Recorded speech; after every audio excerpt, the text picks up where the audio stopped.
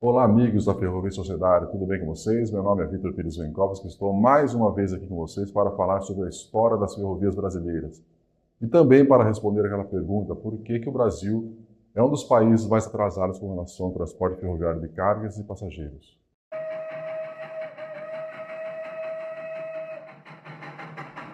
Nesse 37º episódio, eu vou estar conversando com vocês sobre o futuro das ferrovias brasileiras. E uma das coisas, que a gente pode estar discutindo aqui é que sistema ferroviário nós estamos construindo atualmente, né? O que nós estamos construindo, qual que é a perspectiva do nosso país com relação ao uso das ferrovias brasileiras.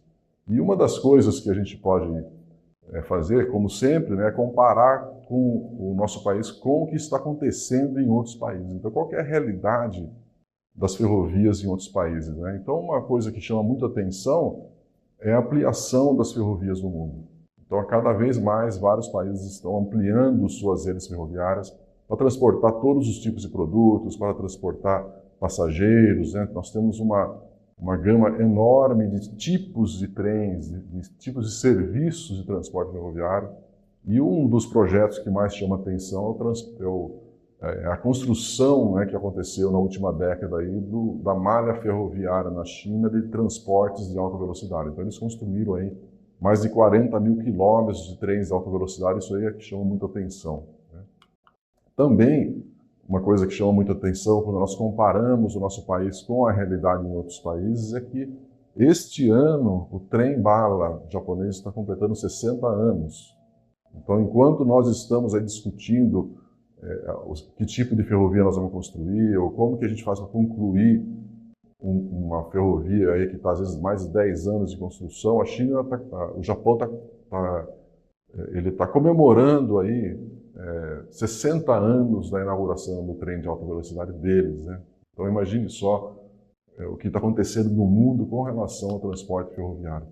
E também o que a gente verifica em diversos países, na Europa, na Ásia, nos Estados Unidos também, é a ampliação cada vez mais, a construção de trens para transporte urbano. Então são metrôs, são trens metropolitanos, VLTs também, que estão sendo construídos em diversos países. Então essa é uma realidade que chama muita atenção.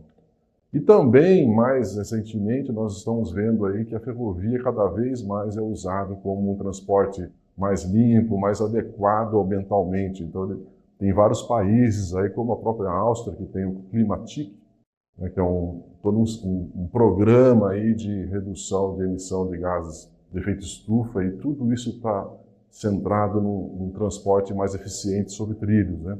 Então nós verificamos aí que existe uma preferência no mundo pela ampliação das malhas ferroviárias, né? Então nós estamos vendo aqui na foto uma estação ferroviária em Verona, na Itália. Vocês podem verificar aqui um trem italiano ao fundo e um suíço à frente, né? Então a Europa tem toda uma malha aí, toda interligada.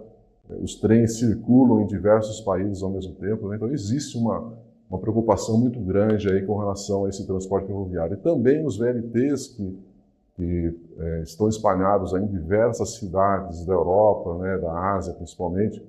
Então, nesse caso aqui, um exemplo do VLT em Viena, na Áustria, que é um sistema muito interessante também, que é incrível o que eles fizeram ali. É claro que são sistemas aqui, nesse caso, um sistema já centenário, que está sempre em ampliação, está sempre sendo desenvolvido, inauguração de novas linhas, de instalação de novos equipamentos, né? Então é uma coisa muito interessante também. E o que a gente verifica aqui no nosso país, qual é a realidade nacional? Enquanto o mundo tem investido cada vez mais em ferrovias, o que está acontecendo aqui, né? Nós estamos criando sistemas de transporte cada vez mais dependentes das rodovias. Então nós verificamos esse ano, em específico aqui, toda uma discussão, um investimento aí em carros elétricos, por exemplo. Então nós nem deveríamos estar discutindo isso, nós deveríamos estar discutindo transporte público, transporte ferroviário, e não transporte individual como os carros elétricos, né? Então essa é uma realidade que a gente parece que nós estamos indo na contramão do que o mundo está seguindo, né? A outra questão, já agora falando um pouco sobre o transporte ferroviário, que nós estamos dando preferência de fazer investimentos em ferrovias para transportar cargas para exportação. Então a gente sabe, eu já discuti em outros vídeos aqui, que as ferrovias no mundo são usadas para atender uma diversidade muito grande de serviços, né? E aqui a gente tem investido muito em exportar commodities agrícolas e minerais, né? Então isso é uma coisa muito diferente aí.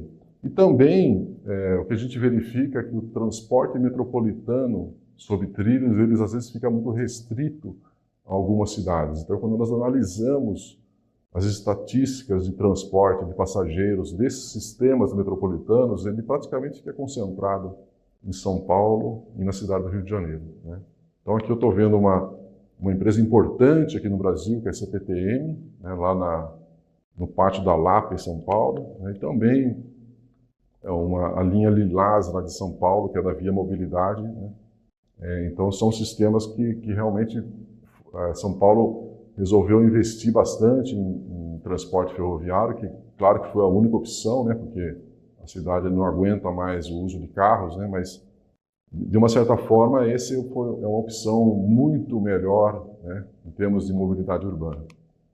E o que a gente verifica também com relação às ferrovias brasileiras, né, principalmente aquela que está distribuída por todo o território nacional, né, que antigamente era usada para transportar cargas e passageiros, né, que a gente verifica que aquela malha que foi privatizada na década de 90, ela está encolhendo cada vez mais.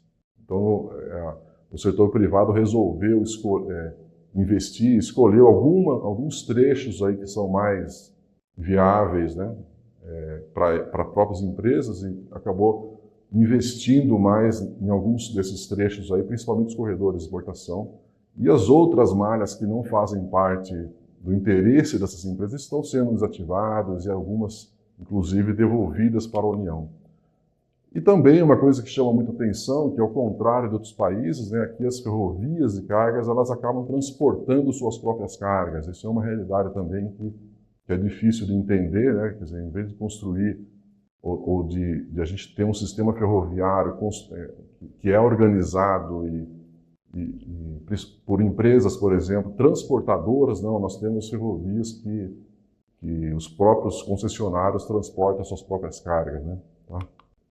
E também a gente verifica aí que, apesar de tudo, né, a gente verifica que nós demoramos muito para construir ferrovias. Já comentei em vídeos anteriores que a Ferrovia Norte-Sul demorou 40 anos para sair lá de Açailândia, para chegar até o estado de São Paulo, né? E aí tem outro caso também muito interessante aí, que é a Transnordestina Logística S.A., que também já está há mais de 10 anos aí de construção e não tem nenhuma perspectiva aí de que isso vá ser concluído, né? Aqui um caso de um dos usuários mais importantes do Brasil, que é a Rumo Logística, lá em Tirapina, no terminal deles, né? Tá?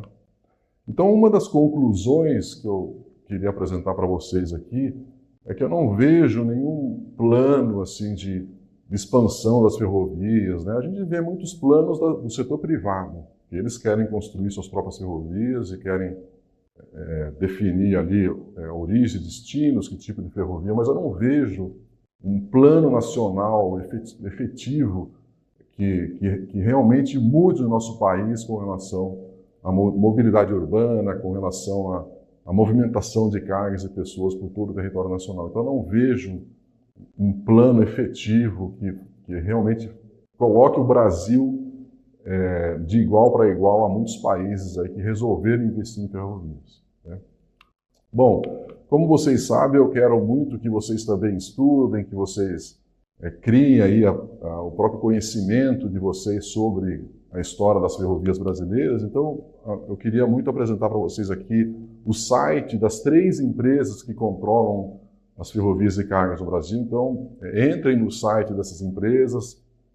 Como eu já falei em outros episódios, a ferrovia ela é utilizada para atender algumas demandas, né? Então entrem no site dessas empresas para vocês entenderem o que essas empresas transportam, quais são os objetivos dessas empresas. Então, uma das empresas importantes aqui é a Rumo Logística, né? Daí nós temos aqui a Vale, que é a empresa que tem a concessão da Estrada de Ferro Carajás e também da Estrada de Ferro Vitória-Minas e outras ferrovias, né? Então é importante também vocês entrem no site da Vale e procurem entender como é que essa empresa trabalha, quais são as necessidades que as ferrovias estão atendendo, né? Então vale a pena vocês conhecerem. E também entrem no site da CSN, que ela também tem importantes ferrovias aqui no Brasil, procurem estudar um pouco sobre como que essa empresa está organizada, quem são os sócios dessas empresas, que tipo de produto que eles transportam, né? Então é muito importante, quando a gente fala de sistemas de transportes, entender quem são os usuários e o que eles estão esperando com relação a investimentos e principalmente investimentos em ferrovias. Bom, como atividade, eu gosto sempre que vocês trabalhem, que vocês façam pesquisas e aprendam bastante sobre a história das ferrovias brasileiras. Então, a atividade desse episódio, eu quero que vocês entrem no Google e pesquisem sobre os investimentos em ferrovias na China. Então, entrem no Google, depois vocês vão ter acesso a vários sites aí que organizam informações sobre todos os sistemas ferroviários do mundo, daí vocês vão conseguir ter acesso a informações sobre as ferrovias da China. Entrem lá no site das ferrovias chinesas e procurem entender como é que eles usaram as ferrovias, né? Como é que eles usaram essas ferrovias para transformar o país e para reorganizar o país, né? E quais são os benefícios que eles estão tendo com esse investimento em ferrovias. Muito bem, então já chegamos aqui ao final do 37º episódio. Eu falei para vocês um pouco sobre o futuro das ferrovias brasileiras. E agora fique com um vídeo especial que nós reservamos para você.